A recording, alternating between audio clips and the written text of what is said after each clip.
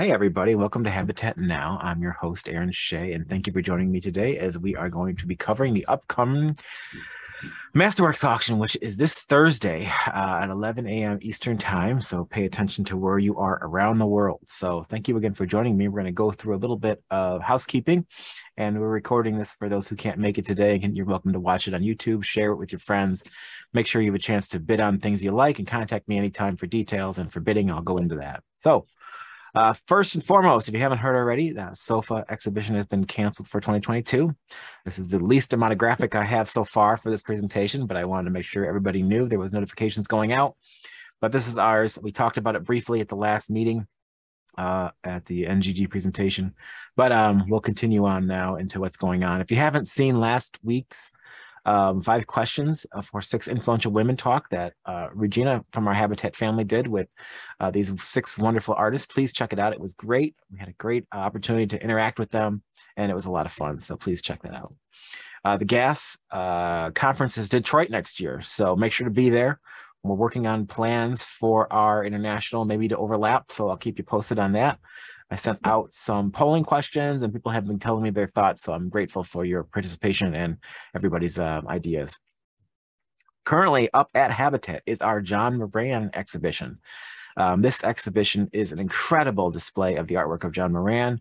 He is incredibly talented. He was just on the Blown Away TV show on Netflix. If you haven't seen it yet, go and watch it now and then come back and let's chat about it, because his work is at the gallery and it's incredible. What's upcoming? Well, we have a show scheduled October 22nd for 2 of our artists in our Habitat family, Deanna Clayton and Stephanie Trenchard. They come from the same area in Wisconsin, and we're grateful to have both of them for an exhibition planned in October. So plan on being there. It's an in-person show. And then also launching in October is our Seattle Art Fair, or our Glass Art Fair. It's our 3rd annual year of doing this, a virtual presentation, sharing artwork by artists we know and love and beyond. We're diving into some new artists as well, so stay tuned. The VIP days are the 27th and 28th of 2022. So contact me for the VIP details, else it opens up on Saturday, October 29th at 10 a.m. I'm looking forward to it. Hope you are too.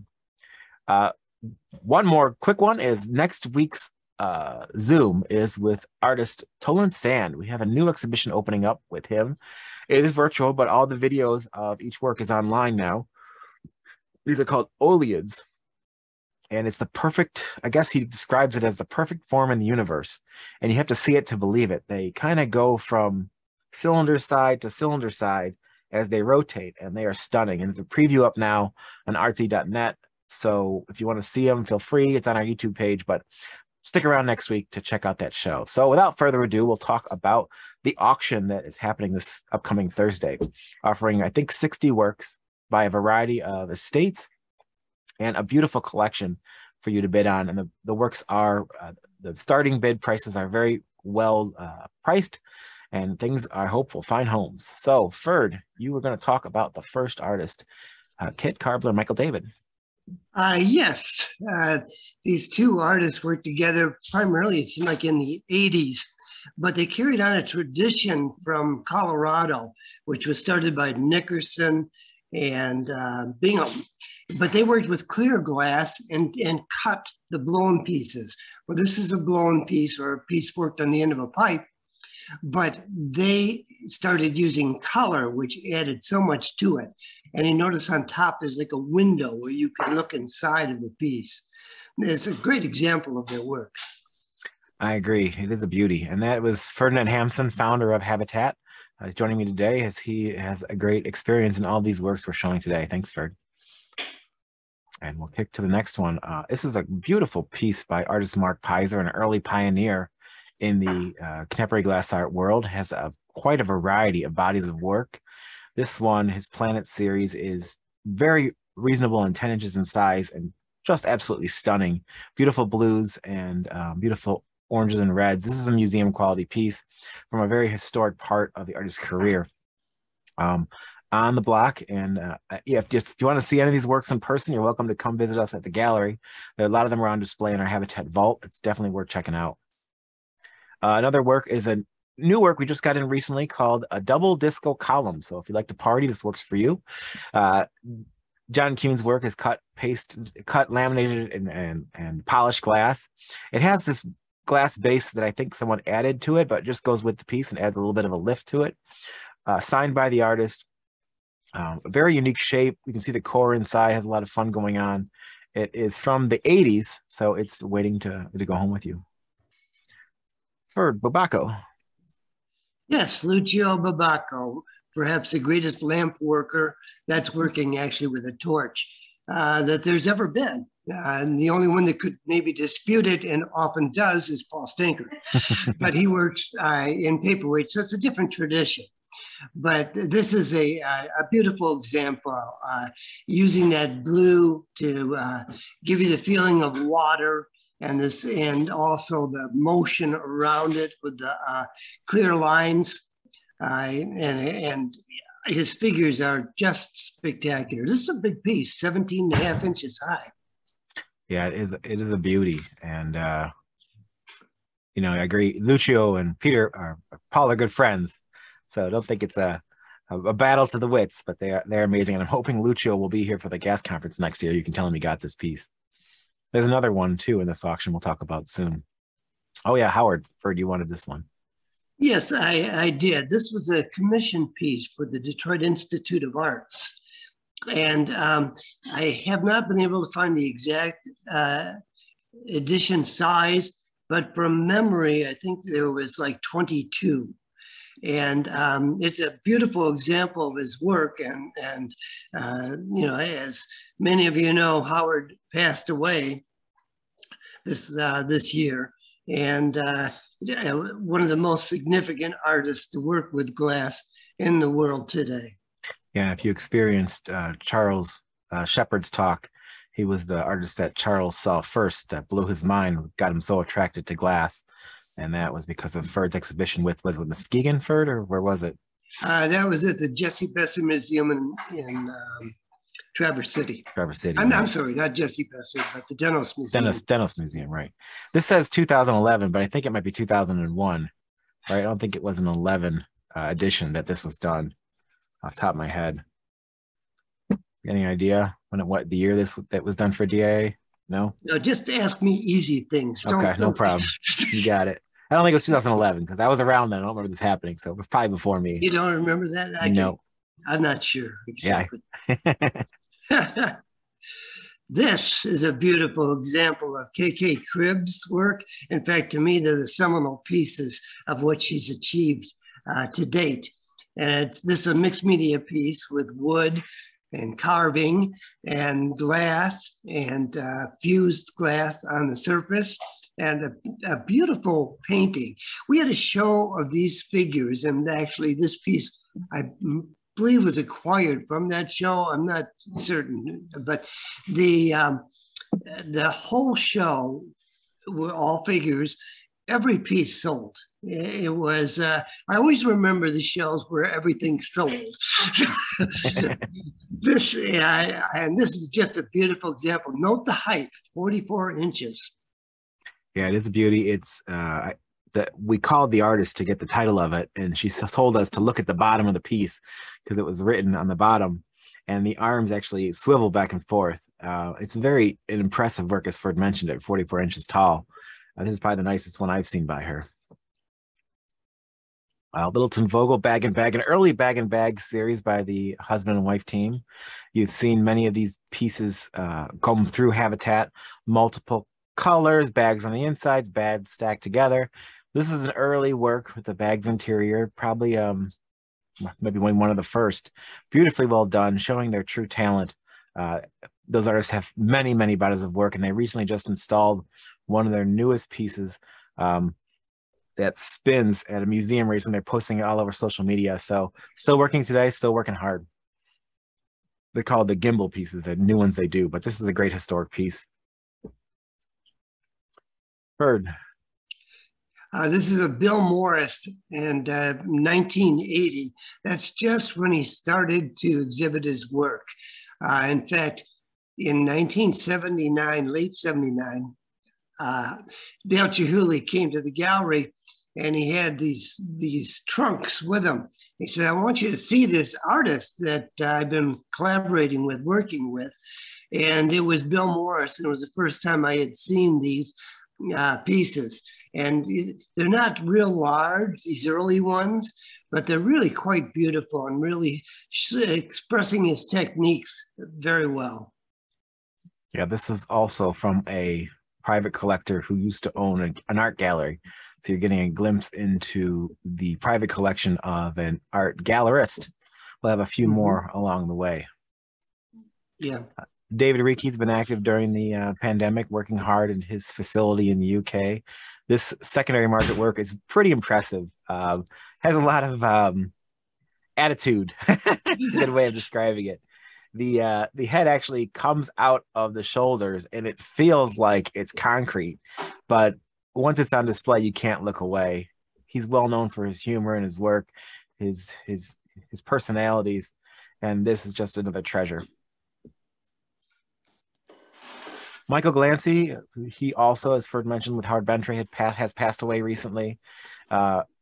Many museums have his artwork, many private collections over the years. He's definitely a cornerstone.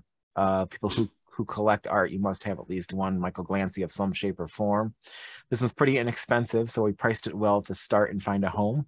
Beautiful vessel form, lots of electroplating, and yeah, they're difficult to find because he produced so few pieces. Even when he was making work at full tilt, one time I said, Michael, can you increase the numbers of pieces you make? He says, what? I made 20 pieces this year. And I said, well, I'm surprised. I wouldn't expect you had made that many. He says, yes, I made a base, and then I made the piece, and then another piece and a base. And so I realized he was counting the bases as a separate piece, even though they went together. So it was more like 10, 12 pieces a year. Yeah, and I had the opportunity with Corey to stop by his studio on the way to a show in the Hamptons and got a personal tour of his facilities and what entailed. That's an experience I'll always cherish. Yeah. Oh, Lucio. Yeah, this is Lucio Babacco. I happen to remember vividly selling this piece because it belonged to my father-in-law, and he and his wife have since passed away. This is the Diablos, the devils, and they're all working on glass. And look at the detail. Look at the thin lines of glass. Just an incredible piece. And the fish on the end of the fork, the pitchfork, one of his strongest works. Lots going on in this one. This is the kind of piece you can explore forever and find something new. And beautiful, yeah, beautiful fish on the actual glass itself and the gold trim. It's a real treasure. Vinci Brochtova, a unique piece that was sold during a show at Habatat back in 1984. Probably three. What can't be. Piece is made in 1984. I've seen the date on this and I don't quite understand it. Yeah, we have it at the gallery. We can both explore it anytime we want. Very, very unique form, very unique color, museum quality piece by the husband and wife master team, who are so well known in our world, and it's a true treasure. It's not as visually appealing as some of his other works that have the windows through them and the squares, but this is a massive piece of glass, a very unique color. It definitely needs the right home. Very early on. Mm-hmm. Some fun works. We had both of these in our previous auction. Richard Marquis piece, A Noble Effort and a Dinner Bell. Usually Marquis isn't quite high demand. This is a great opportunity to get a piece of his for a really great price at auction. Both are very fun. They have a big collection of his work in Toledo. They have some of his work at the Henry Ford Museum of Art. I could probably go on and more museums in Flint and Imagine. So definitely check out these pieces because they're going to be true treasures and find a home this auction. John Miller Wall Goblet. This is a fun half goblet piece that mounts to your wall. This was actually purchased from the gallery and has come back for resale. And this would be a fun piece to put on a space that's entertaining, that you entertain in or have drinks in or usually sit around in. This was made by John Miller an artist from Illinois who teaches and makes fast food and goblets and other very fun objects. He's also our bestseller with our Habatat limited editions with this fast food series where you collect the burger and the fries and the drink and the onion rings. And I'll give you a quick sneak peek. He's doing chicken wings next, so you better grab your ranch and celery. So it's a lot of fun to see, and it's another one that's priced really well to start at the auction. This one's 2 feet tall. So just to get an idea, it's not a goblet size. It really makes a statement. That's right, for it has quite a presence. And if you illuminate it from the top, this whole area on the top here glows. It's great. It's a wonderful little piece, or big piece. Rob Schneider. These are very, very fun. Rob is an artist we've shown in the gallery in the past and probably be showing them again in the future. Each work is hand cast, and then they install on your wall. And this was actually on the secondary market from somebody local. They were moving out of their home in Birmingham. And we picked it up. And what's great about this piece is it doesn't have to be installed in a circle. My grandparents had a blue one, very similar, bluish green.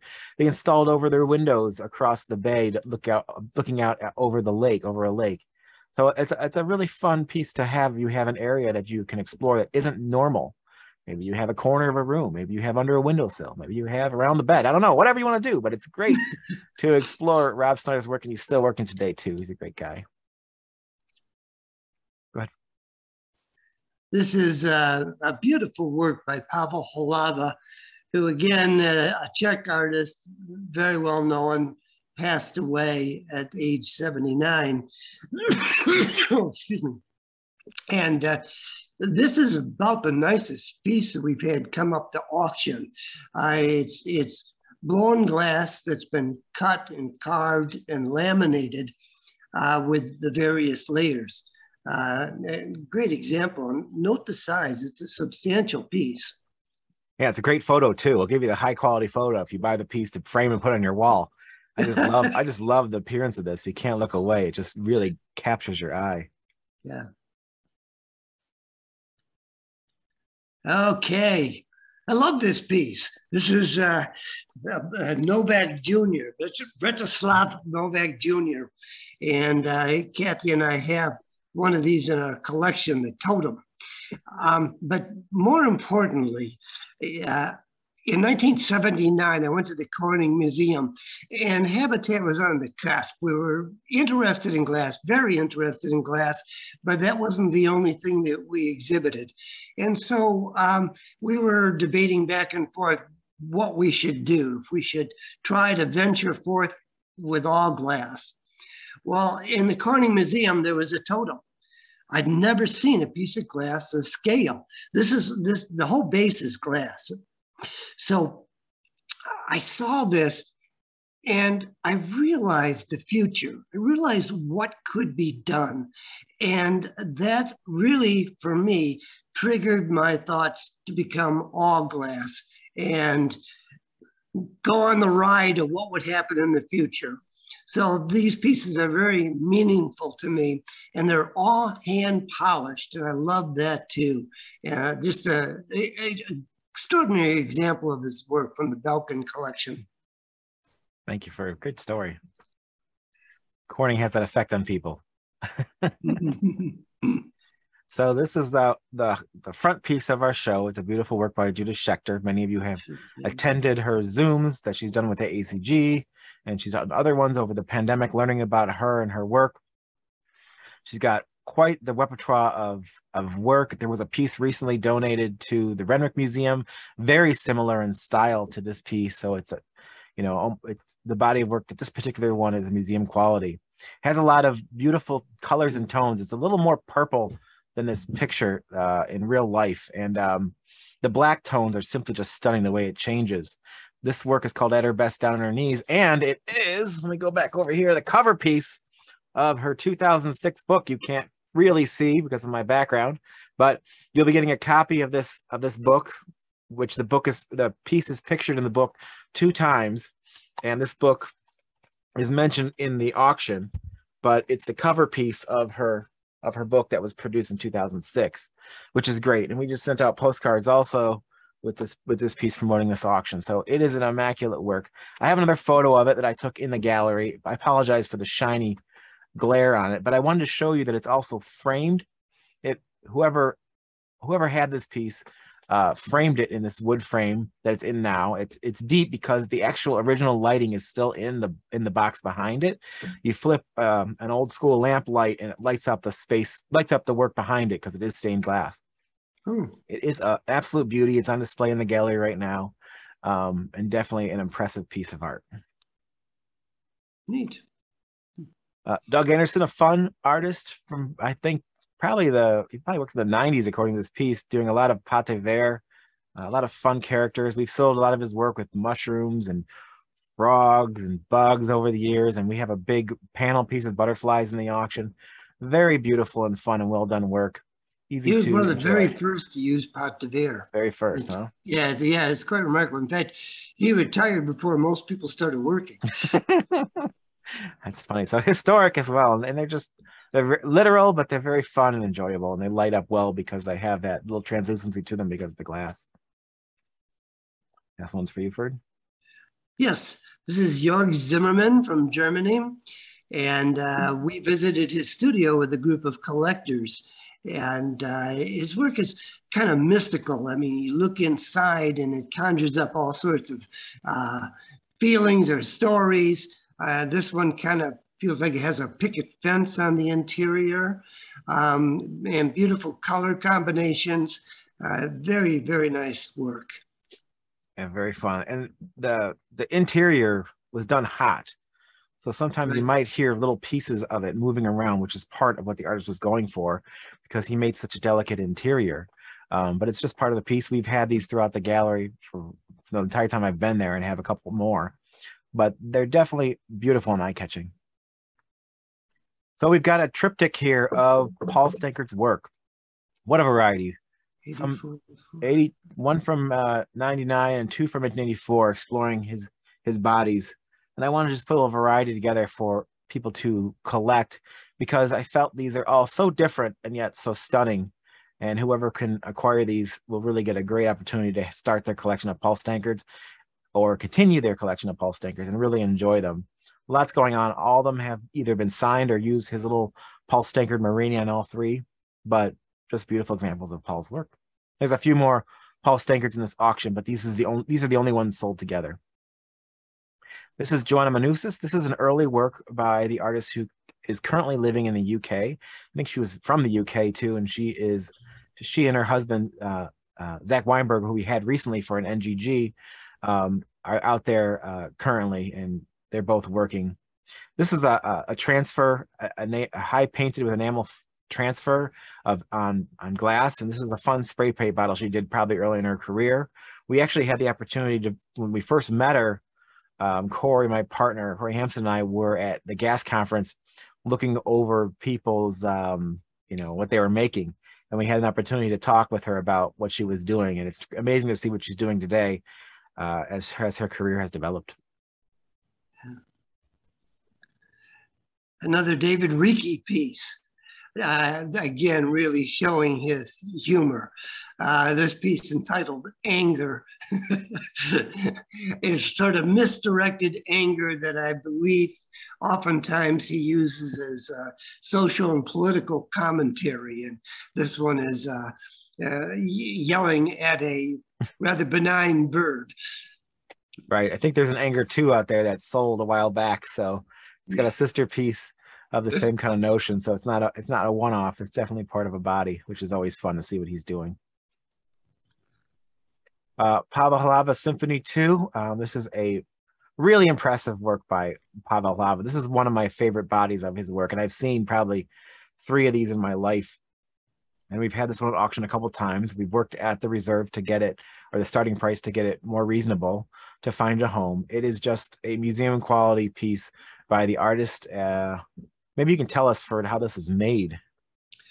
Yeah, there's probably, to my knowledge, maybe 6 from this series, all different sizes, all different interiors, but they are essentially 2 pieces. And in the middle is a plate glass that he's attached these forms, these cylinder forms to. and then laminated it together so they appear to be floating on the interior. And also they're very optical. So whatever way you're looking at it, you're seeing a sort of a new impression. The base itself is glass also that he made. So it really a wonderful piece. In fact, they're mostly in museums, one in Corning, and I believe the Hokkaido Museum has one, and not too many in private collections. Wonderful pieces. Gotcha. Thank you for it. And the base is separate from the piece, just so you know, too. So you put the base down, it has a divot in there where the piece sits in. So it's an easy installation once you own it. Sean Messenger, this is a very fun piece by the artist who is partners and wife to Jack Schmidt, who many of you know. She's been exploring this body of work for years, lots of flowers and imagery. And at the top of my head, I can't remember who owns this one, but it is a beautiful work. And she is working a lot today. Jack actually came by the gallery 2 days ago, had a chance to talk with him and what he's been up to. And he said that Sean is busier than ever. So it's great to see her represented in this auction. Yeah. Peter Wright, this is an artist that explored a lot of the glass medium and has since gone on, I think, into the bronze world, where he explores other people's artwork and makes bronzes out of it. I did a little research on this artist. Very fun organic form mounted on a base. Beautiful tones and colors, very natural in appeal, and it comes with that base. Something interesting we don't always offer all the artists that we're super close with in our Habatat family, but it's nice. It's quite a large piece at 28 inches tall. And this displays well. Paul Stankard's wall work. So many of you know Paul for his paperweights. That's the obvious answer there. But he has done a few, I'd say maybe 3 or 4 windows, for lack of better terms, that hang on a wall. These could actually be mounted in front of a natural window or placed on a white wall, and you can see the individual style of the master paperweight maker in his window form. Beautiful, simple, and enjoyable. Many of you know Bertolini. We've offered a few of his pieces over auctions in the past. This is a very fun and I would say, what's the name of that show we did a while ago, Ferd? Scale Detail. Very scaled version of it, one of his big master boats at 12, almost 13 inches tall. A lot of the details, though, are there. You have the ladder, the humanoid form, you have the tip of the boat, and it does come with this metal base. It's just a fun piece by Bertil and unique. It's not an edition. It's not made by the production company out there in Sweden. Costa Boda. Thank you, Ferd. So it would definitely be a great piece to get if you're in the market. This is a work by Janet Kellman, who is an artist that lives in Michigan, and it is a later piece. And the way I can tell that is that she's introduced a couple of different colors, which makes them really beautiful. There is a book, and I'm at my cottage, not in my library at the other house. Otherwise, I could tell you about 5 years ago, it came out on the cover of a glass book. Do you have that, Aaron? I'll look while you're talking. Yeah. So I think these are just beautiful examples, very difficult to make because they're thin sheets of glass that have been fused together and then carved. And slumped first and then carved. Yeah, beautiful work. Yeah, it's quite a stunning piece. It looks better in person. Ask me for some more photos of it if you're interested, because it really has a lot of movement going on.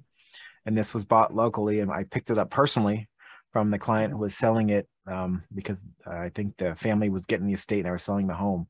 Only piece in the whole house. They enjoyed Janet's work so much. So definitely needs a home, and it's a wonderful example of Janet's work. We'll find that book, for Google doesn't seem to work ever anymore, so we'll find it. But I know she's on the cover with the blue piece, I believe.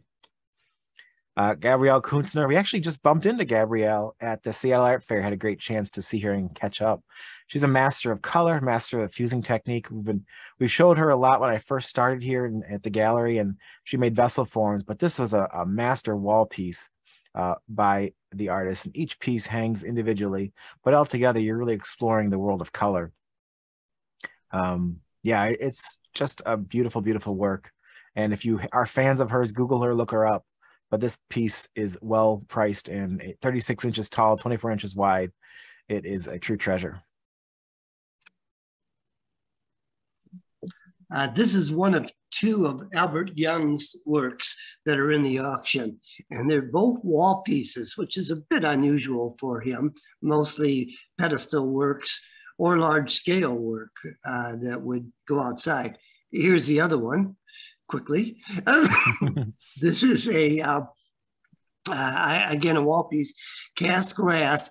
The thing that I find unique about his work is that he gets the metal from buildings that are being torn down. So he's recycling like urban lost treasures and integrating it into his work. And I've always really admired it. And I like the softness and the hard edge combination of the two. It's a beautiful one. Mm-hmm. It's a beautiful work. A lot of my younger experiences are with Albert in the gallery because he was local and bringing artwork in and working with him and going to see him as a kid and doing glass blowing in his facility. He has a place here in Detroit called Michigan Hot Glass. It is at the Russell Industrial at the gas conference. You'll maybe stop by and see it. This particular piece, the glass actually comes out too, so you can install the piece easily. So you have to install it all at once, which is nice, really nice. Dante Marioni, a master glass blower and technician. 3 beautiful pieces in the black and white tone and color. If you're looking for Dante's work, this is probably the best deal on the planet. So I would definitely jump on this and acquire these works because they are fantastic examples of his work.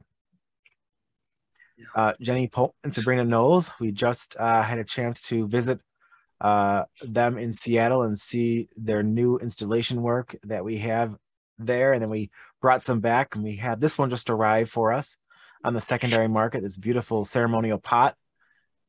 It was I think around 1990 was made, showing the era at the time. Wonderful piece, lots of going on, lots of symbolism. It's basically their experience in world travel, the different cultures and worlds they visit to create their beautiful work. And this is a great example. Mm-hmm. This is Janis Molatinovich, and it's a cast glass piece covering the mirror. As in so much of Janis's work, it doesn't really tell you exactly what's going on, so you have to fill in the details. Now, did somebody pass away and the mirror is being covered? Is it something benign, like the figure's cleaning the mirror? It's you just don't know, but it's intriguing, and you want to come back and keep looking at it. Yeah, for figurative work, he's kind of a master of the narrative. You can really explore a lot of his pieces and come up with different stories. This work is well mounted, and it is from the Belkin collection, and they had quite an eye for collecting. Yeah, they did. Mm-hmm. Seth Randall, a beautiful pate vert large sculpture at 32 inches tall. This is the biggest I've ever seen. So he has, I mean, to talk about, he's got a lot of books. He's in a lot of museums, a lot of collections. He's definitely one a high caliber artist to own. And on the secondary market, there's not many pieces I've seen. We've sold 1, maybe 2 in my entire career. So this is a great opportunity to get a masterpiece by the artist. And he's retired, right? I would suspect so, but I don't know for sure. I'm quite certain he retired a number of years ago. Yeah, so this is it. Christopher Reese. Christopher's gotten a lot of auction action as of late. I've seen his work appear quite often in auctions, and they are all over the place. Well, this piece is an addition he did in around the year 2000. It's signed. This is number 6 of 80. It's a nice small piece. So if you're a fan of Christopher Reese's work, master of clear glass and exploring the crystal-like qualities of the material and the reflections, this would be a perfect piece for you. Many of you know Christina Bothwell. Her work is about her family and her home, and sometimes about dreaming. She creates pieces exploring that kind of concept with clay and glass mixed together. She makes these works in her home studio. She had a fire not too long ago that took her entire studio out, along with all the work inside of it. And she was able to rebuild with the help of the community and support for artists. And this work was actually a secondary market, and it was sent to us. And I showed Christina a picture of it, and she wanted it back so she could fix it and clean it up, because it had some techniques used that she had since mastered. And so she actually, for as a favor to the gallery and the seller, she actually made the piece better in her mind, mostly just changing the tone a bit and making probably making the feet a little bit more feet-like. It is a beautiful work. And if you like her work, this is a very peaceful one and enjoyable one. This is Joe Phillip Myers from the Contiguous Fragment series. And that was really the first series that really differentiated him from the other artists that were working in glass at the time. That series was first premiered in 1979. This piece is from 1980. This is a very unusual one because he would cut away the elements to make a painting. And normally he would leave a lot of the colors swapping the surface. But on this one here, he gave us just like little individual pieces of color, almost like a floating in air on this black background. It's a beautiful example from the Belkin collection. Yeah, very unique work. Oh, you again, Ferd? Oh, yes, Erwin Eisch. Many of you are familiar with him. Again, he passed away. I keep saying this year. I believe it's true. It seemed like we have a lot of people pass away this last year or two. But this is a blown piece, mold blown, and then developed outside the mold. Those are the imagery on it is platinum, and when he takes a figure and he makes the head larger like that, it's revealing that they're brilliant, that they have many ideas, and that's his way of interpreting that. And that's shows his respect for Buddha. Yeah, it's a beautiful pic. I still don't know how he does the platinum imagery on the top. You'll have to explain it to me sometime, Ferd, because it's very actually carved and then. Gotcha. Yeah. Very detailed, indeed. Owen Braden, this is a very impressive work by the artist, who's also known as a teacher in the glass community. This is 73 inches tall. I saw it has a bid online, so I'm happy that it's going to at least find a home somewhere in the world. An impressive work that takes up a good amount of good presence in someone's collection that's unmissable. So it is probably the largest pieces ever created.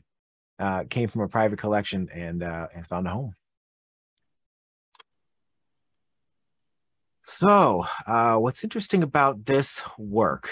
This is a Bertolini Janus head, which is one of his most well-known series. This work is from a collection that many of you know, especially in Michigan, which was owned by Jack and Aviva Robinson, who donated a bunch of their collection to the DAA.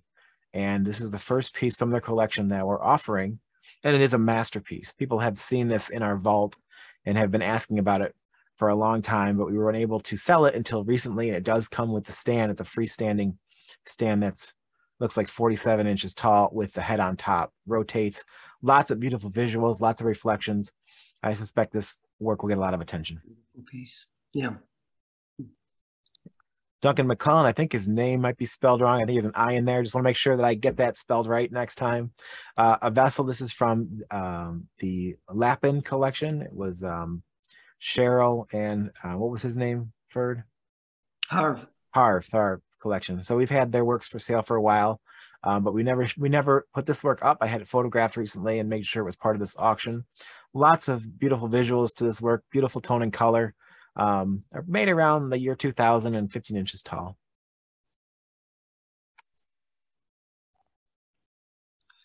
This is another Erwin Eisch piece, very unusual.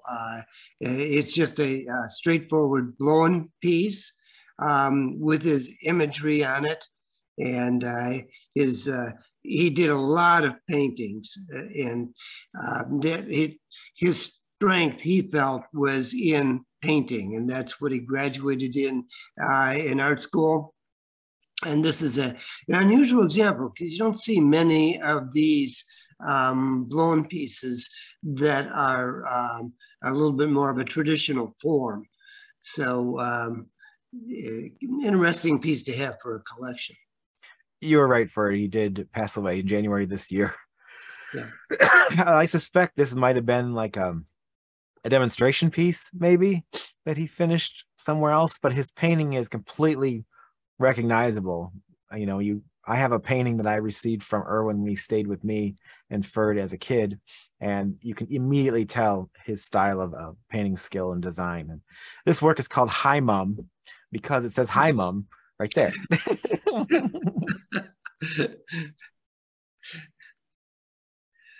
Another Bill Morris piece, again from the same era, 1980.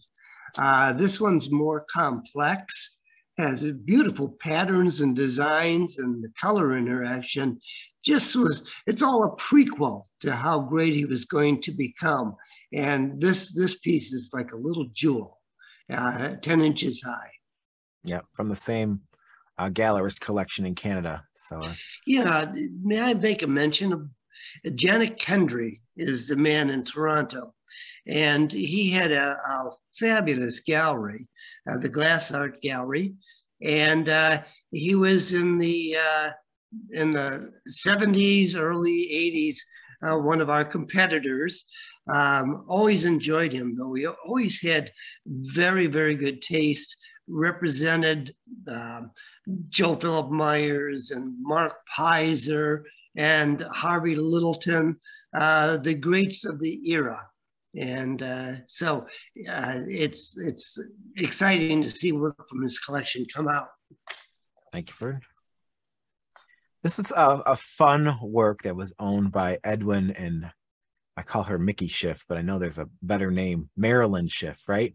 And this was in their den at their house here, not too far away from our gallery in Michigan. And they traveled often with Ferd and Kathy on the glass tour trips for years. Since I think Edwin passed away and Mickey has moved to assisted living. And years back, we picked up a bunch of their pieces for resale. And this one was a difficult one to shoot because it mounts to the wall in this circular format. Luckily, we used Dan Fox, and Dan Fox is an amazing photographer. Many of you know him out of Lumina Studio. And he was able to put this photo together of the piece. A very fun wall installation. Yeah. It loops off the wall, half a circle, has lots of movement. It's 3 separate sections that go on a rail that mount into the wall. Something I've never really seen before and probably will never see again. And it's up in this auction, so check it out. Nice. Mm-hmm. So back to Paul, another amazing piece. A lot of people ask us about Paul's work, and the very first thing out of their mouth is it real? Is that real glass? Is that real flowers? Are those real bees? And every time I say everything is handmade out of glass by the artist. And his most in-demand work has bees. He's done swarms. He's done individual bees. This one has 2 bees. Sometimes you see root people hidden under his pieces. You can see what's fun about his work sometimes is you're exploring, you'll see another bug entirely. Like if you see under the left bee, right below, there's some kind of beetle crawling out of that yellow flower. And Paul's just amazing to have, and every work is a treasure. And so I own 2 of his works in my collection. I'm sure Ferd has a couple, so there's nobody better in the world to collect if you're into exploring a new world on a miniature scale than Paul. John Wood, a longtime member of our family and local artist. He spent years working for the auto industry and became, for lack of a better term, obsessed with the Vinci and Brochtova's work and learned and studied and traveled and became very cognitive in the casting process. He just opened up a solo exhibition, or just ended actually a solo exhibition here at U of M Dearborn, showing off I think there's probably 27 pieces of his work on display, including a sister piece of this piece. So there is another work very similar to this that John made later because this piece sold and he wanted to make another one. But this was the first of the 2 from this Chaos Beginning series. Beautiful work, quite substantial, at 20 by 29 cast glass. Back to Doug Anderson, Ferd was talking about how he was one of the earliest to use pate vert.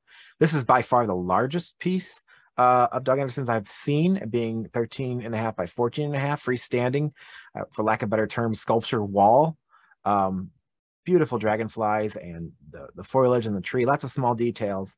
This was also from the Belkin collection, great eye, and it's probably the nicest large scale piece by the artist I've seen. The interesting thing about the Belkin collection is that he depended on three artists, Paul Stankard, Bill Carlson, and Steve Weinberg, to direct him as to what were the great pieces being made.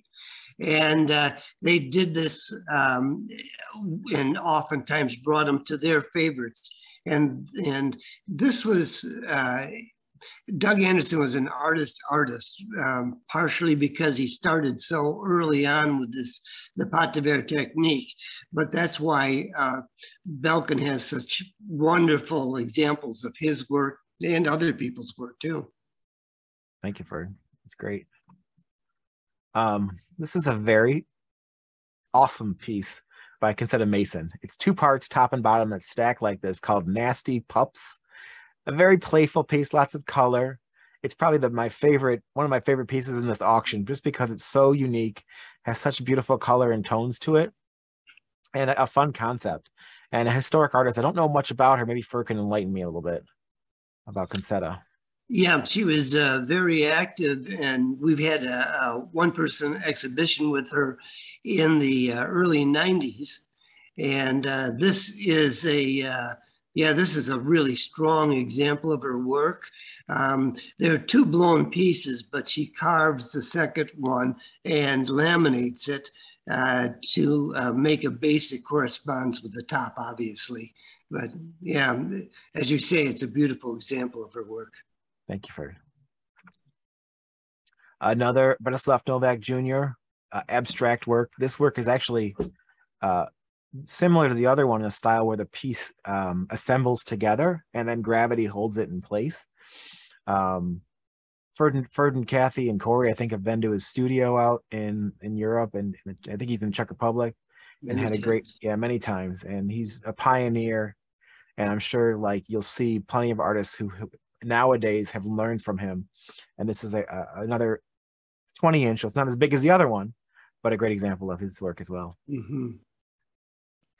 Margie Toth. So Margie is a Hungarian artist we've been showing for years, and as of yesterday, she retired. She's no longer making glass art, according to the email I received. So that's news to all of us. She is closing down her studio and ending her process. So everything that's out there is out there now. We have a couple pieces in the gallery. This is an earlier work by her made in the 90s, exploring the form of the pillar, which she was really well known for, and the animals that she's done.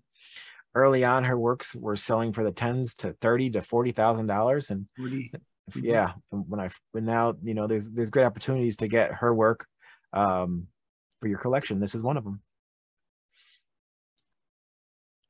Joel Dorcio. This is someone I don't really know much about, to be brutally honest. When I first looked at it, it has lots of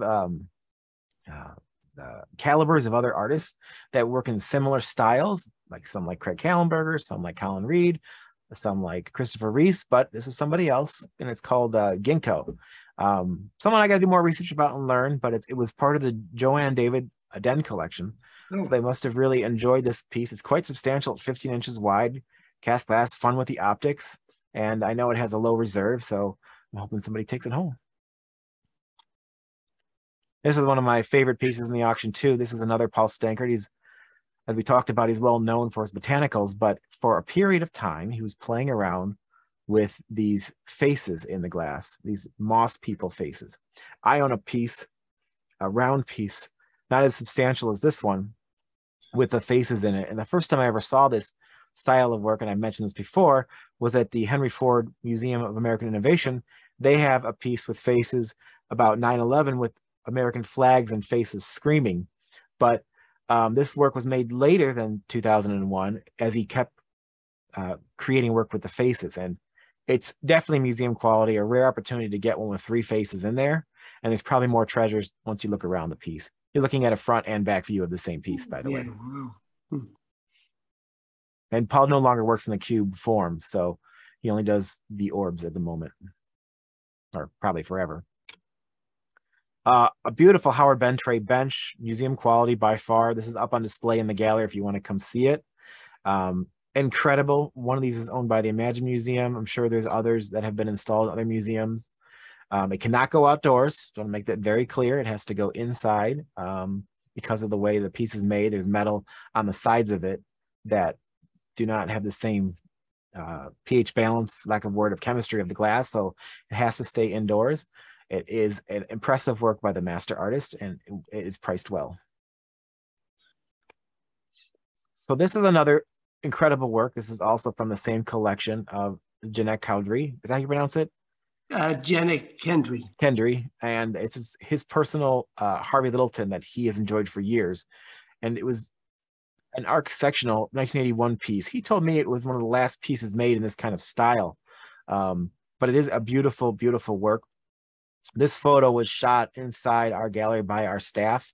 I'm hoping to have a better shot taken in the near future if it doesn't sell, but I'm hoping that someone comes and sees it in person and picks it up because it is an amazing work by the historic artist. One of the, obviously the father of contemporary glass, as they say. Big old crown on his head.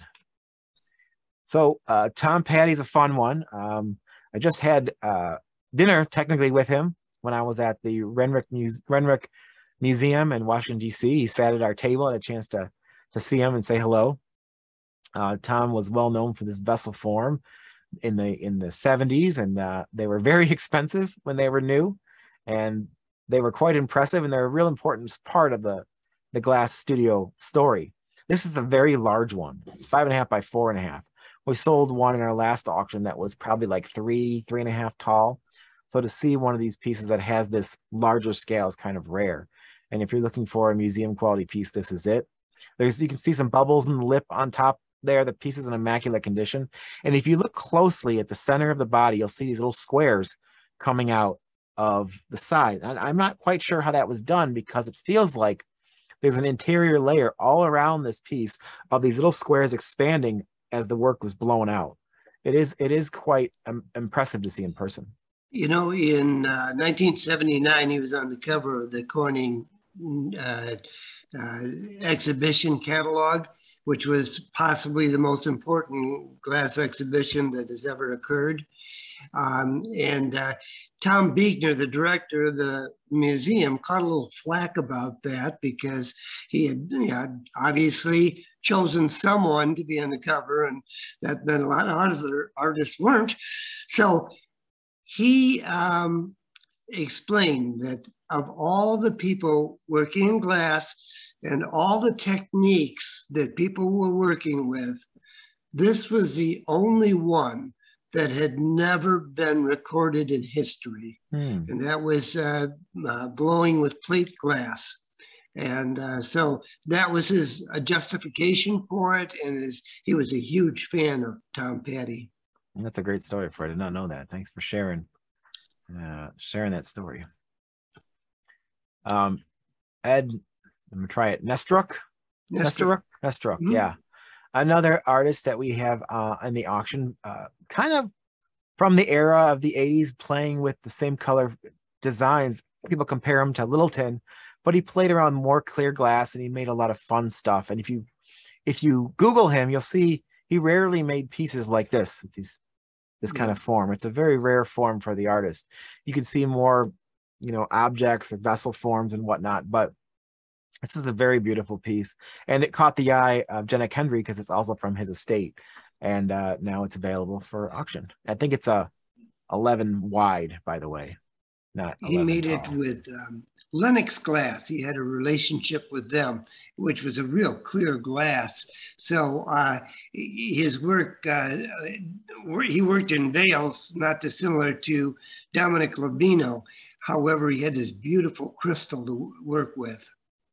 Yeah, you definitely can see the similarities with Labino when you Google his artwork too. Tom Mclaughlin. This is a very fun work from Janet Henry's collection as well. It's not a vessel. It's just a sculpture exploring color. I've never quite seen one like this, though No. in my research, I've seen a couple other forms similar in coloring, but nothing like this and nothing this tall at 10 inches. It is kind of a pyramid, but it's also a wide pyramid. You can't see if I turn it sideways, you would see it's kind of like the roof of a house where it goes down on the piece. Signed by the artist and made in the early 80s. Yeah. A very interesting and rare form by Mark Piser. At first look, I wouldn't even assume this would Piser by far. But, you know, Piser, as one of the pioneers in the glass community, he had lots of time to experiment. Been around for a while. He's one of my favorite people on the planet. And knowing that, you know, he was doing art fairs back in the day and creating things to sell, it's not surprising that something of this caliber came from him. Yes, and this is called a spaghetti vase, and very limited series, but they're really wonderful. It's really heavy, right? Yeah, it's really heavy. Yeah. It's a very neat deviation for the artist. Yeah, it's like a small treasure that you wouldn't expect, but when you look twice, it's definitely his. Well, I'm going to stop sharing my screen. I appreciate everybody joining us today and exploring the world of our upcoming auction. Should you have any questions, feel free to contact me. The premium online is 25% with credit cards and paying the systems. If you want to bid with me, silent bid or phone bid, and you pay by check or bank wire, it's 16%. So it's a way less fees by avoiding credit cards and avoiding the online system. So keep that in mind. I'm around. I'm hoping to see you all next weekend for the Zoom with Toll and Sand. I'll be on a small vacation with my family, so I'll be Zooming from who knows where up north. I got a Caseville, I think we have a house rented, which will be a lot of fun, but it's good seeing you all. And I hope you all have a great weekend, and we'll talk all real soon. Bye, Nancy. Bye, Hal and Myra. Bye, Ferd. Bye, everybody. Take care. So long.